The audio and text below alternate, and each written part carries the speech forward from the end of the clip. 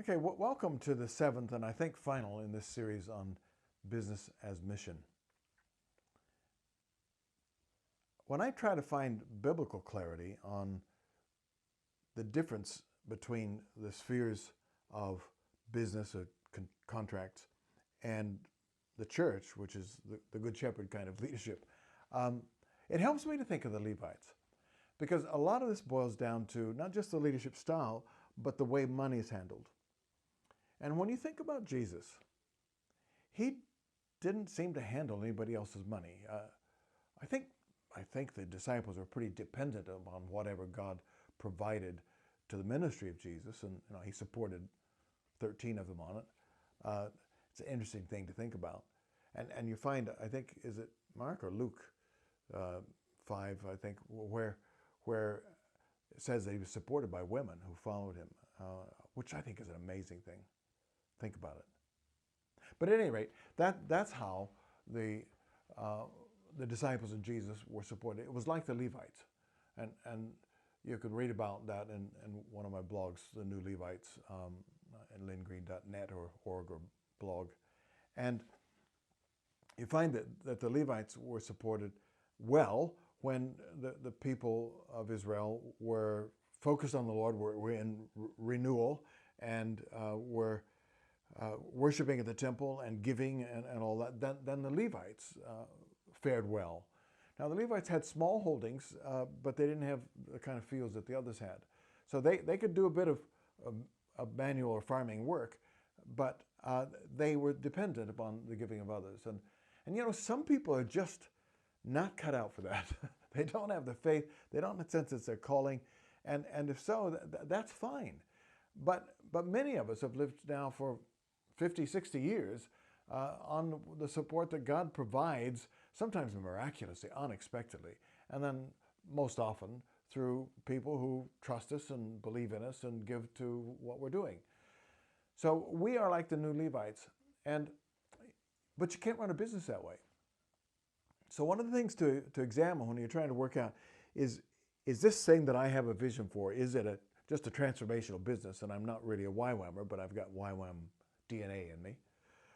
Or is this a business and mission thing where I really am a YWAMer? Well, how's the money being handled? Do you control other people's money? If you're running a business, you have to. Are they team members? That's not a good thing. I like it when people don't, when YWAM leaders don't handle people's money at all. Sometimes it only works if the YWAM base processes it in some countries. But even that I don't think is the best. It's okay, but when the YWAM ministry takes a cut of people's support, it begins to have an impact, and it's okay. I'm not condemning that at all, but it just has to be watched, because when we handle people's money, it gives us a measure of a new kind of authority over them, and we have to be careful with that, because John 10 is the passage, and John 21 about feeding my sheep and laying down your life for the sheep, and my sheep hear my voice and they follow me because they trust me. Those are the things that our leadership has to be like in the kingdom. So watch it on the money side. I have to finish by saying this. There is no clear line that says this is a business's mission and this is a transformational business and not part of YWAM. But the mixing of domains is where it gets uncertain. And then it becomes a matter of heart. If you are really running a business and you're hiring and firing and you require certain amounts of time spent on the job and their bonus and so on, that's fine. But it's not really a mission movement in the sense of New Levites.